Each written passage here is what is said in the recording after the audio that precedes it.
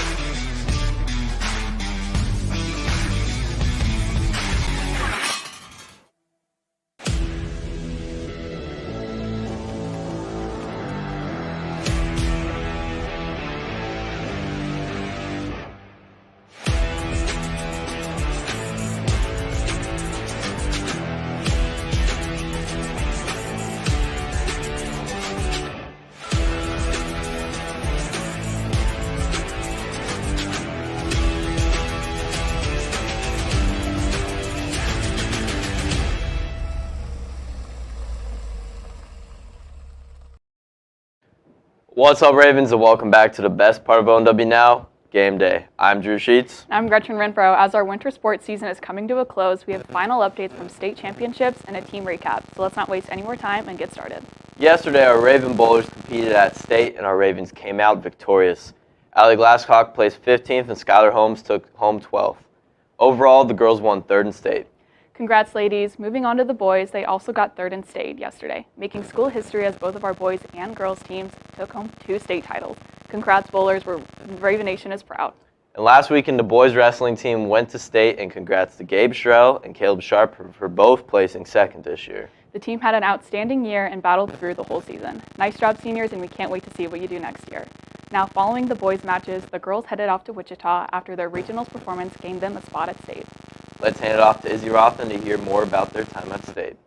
Looking into my last and final season next year, I definitely want to place higher at state and get more aggressive. Obviously, just get more muscle, build more muscle, be an absolute beast out there. Get off my mat and get them out of my way.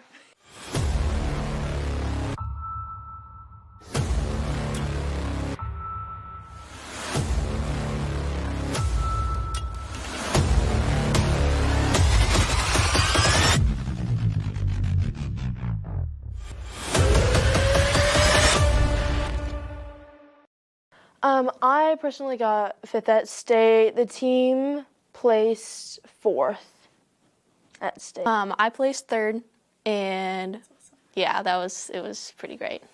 The girls started their postseason run by competing in the regionals event. I was seeded 1st in regionals, and I had to bye my first round, and then I won my semifinals match, and then I won my finals match.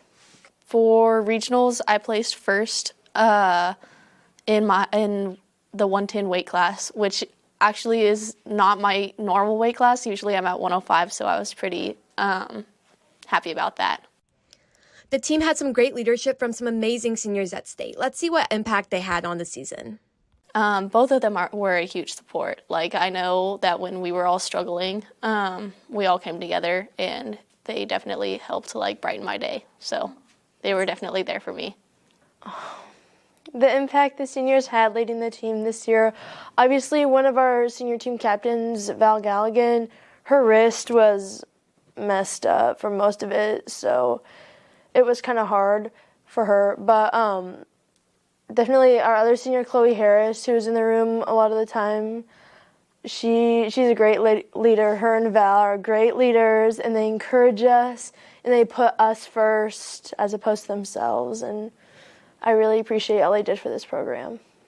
Congrats to Cameron, Haley, Val, Chloe, and Megan on your state appearances. Raven Nation is so proud. We cannot wait to see what the future of the Lady Ravens wrestling program has to offer. This has been Izzy Rodland with the Raven Network.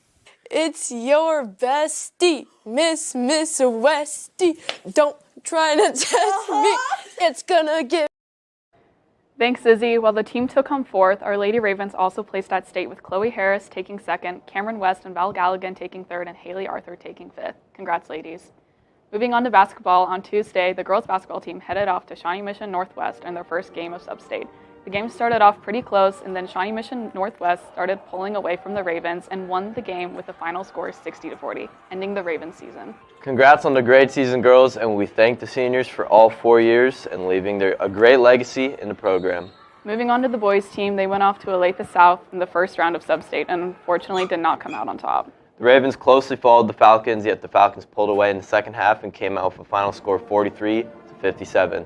Congrats to our seniors for a great 4 years in the program and the entire team for an entertaining season. The Raven Nation is very proud. Congrats to all of our winter sport athletes on their seasons and for making Raven Nation proud. And good luck to the Raven dance team as they're leaving on Tuesday to go down to Florida to compete at Nationals. And good luck to all our spring sport athletes as the spring season will kick off here in a couple weeks. Stay tuned for all updates surrounding spring sports as the Raven Nation will have you covered. Let's send it back over to the desk. The Chiefs on Wednesday released their plan for a new stadium. Fans were nervous for the announcement because some thought the original stadium was historic to our city, and some thought that a new stadium built from the ground up was what they needed for the legacy team. Instead of tearing down the original stadium, they are giving parts of it a new look and creating a fan experience like none other, since the fan face is one of the best things about the Chiefs. This new stadium look is supposed to be done within the next 10 years for the new generation of fans. This last week, some of our ONW students went to Wichita for state, and Jack Davies has more on the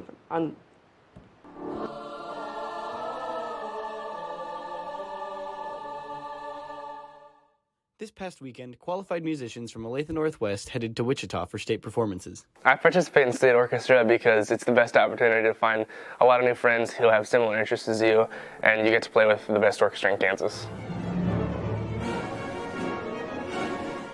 I think it's really cool to be a part of an ensemble that's the best of the best from the entire state so that you can see the full potential of everybody in the state. State music provides students with many learning opportunities, such as instruction from clinicians and other peers. So my clinician, Dr. Adams, had a lot of insight on posture for singing that was a little bit new to me. Being able to increase breath support while you're singing, while you're sitting was something really cool that I learned. The most valuable information I learned there was this was one of my first time being a section leader in a long time, so I get to learn how to lead a section pretty efficiently, I'd say. My teacher said he was pretty impressed. Students can learn a lot from each other. I learned working with the best musicians in the state, various techniques, playing quieter with efficient tone, stuff like that. Just how to sound good in general. For the Raven Network, this is Jack Davis.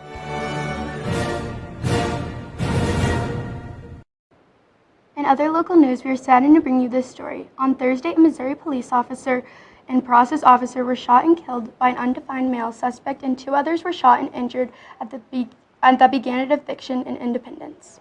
35-year-old officer Cody Allen, who has been with the department for 2 years, has a wife and 2 children who will live out this legacy. Police Chief Adam Dustman says, "I'm very tragically sorry to report that we lost one of our own." He goes on to describe Allen as a hero, and now their department is a broken family after this death.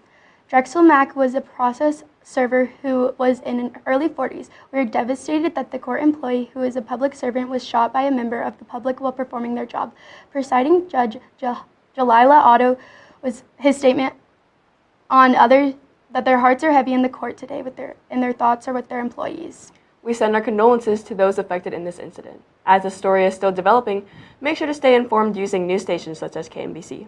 For instance, a couple weeks ago, the Convergence Journalism class at ONW took a trip to KMBC to learn more about what it is like to be a news character. Addison Lowe has more information. On February 10th, some of the e-communications students here at ONW had the opportunity to visit KMBC Channel 9. News anchor Jamie Weiss shares more on the significance of working there.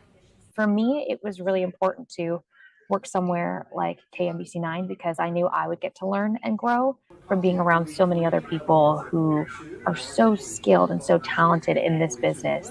The ecom students were also able to get insight on the behind the scenes of a news broadcast and the preparation that goes into anchoring a show. To prepare for anchoring a show, you need to first and foremost read your scripts. That is probably the most important thing you can do as an anchor is be prepared. This was an amazing opportunity for our very own e-communication students. Now let's hear Miley Fisher's perspective. So I think it changed our perspective because they're also really calm, and they're not worried about if they're going to mess up because they've done it so many times. Witnessing the depths of KMBC 9 impacted the students to take what they learned and apply it to their life now, but also in the future. I think it just impacts like the work ethic that you have to like put in and drive you have to put in to become to that level, even if you're not going to be a news anchor or something. The biggest piece of advice I could give is to always say yes to every opportunity that is thrown your way. As long as you are passionate about this job and you are passionate about this career, it'll pay off. Thank you so much, KMBC Channel 9, for this experience. This has been Addison Lowe from the Raven Network. Former ONW student Taylor Weens was a contestant on The Bachelor, but unfortunately was eliminated after the second episode. Michael Kirby had a sit-down interview with her about her time at Northwest and being on the show. I would say I just want them to know that I was true to myself the whole time, and I feel like although I didn't make it super far, I had a great time and I made a lot of awesome friendships. Taylor Weens, an Olathe Northwest alum, was recently on ABC's The Bachelor. Let's explore on how Taylor reflected on her time and everything that happened to be on the show. Steps, lots of phone calls, lots of interviews, lots of tests. They do it all to make sure that we're good to go for it. One of Taylor's close friends submitted her as a joke until Taylor got accepted onto the show. After the long application process was over, Taylor discusses how the viewers perceived her as a villain. So I knew going into this that I wasn't going to be America's sweetheart. I'm blunt, I'm outspoken, and I say what I feel, and I'm not one to just be the nice, sweet girl. And so I knew that the viewers would definitely view me a certain way, but all I care about is what my family and friends think of me. Even though Taylor's not America's sweetheart, she still weighs in on representing Kansas and Olathe Northwest. Yeah, I was super bummed that I was from Chicago, but Riley, on my thing that she submitted, obviously my address is Chicago, so that's what they used. But it felt super great to be able to represent Kansas, Chicago, ONW, the Midwest as a whole. I loved it so much. Taylor's time might have ended sooner than expected, but she shared some final thoughts on her time from the show. I'm feeling good. I definitely was bummed to leave the girls. Like I said, I make great relationships with them. Taylor stated that she has learned to sit up straight and watch her facials, but knew she stayed true to herself. Even though Taylor has been eliminated, you can still watch The Bachelor on ABC at 7 p.m. Central Time every Monday. For the Raven Network, this has been Michael Kirby. Our time together has come to an end. We wish everyone good luck with the end of winter sports and spring sports tryouts. Make sure to follow all of our socials for updates at ONW Raven Network and on YouTube at the Raven Daily. Join us back here on Monday for Nest News. But until then, Raven Nation, let's fly!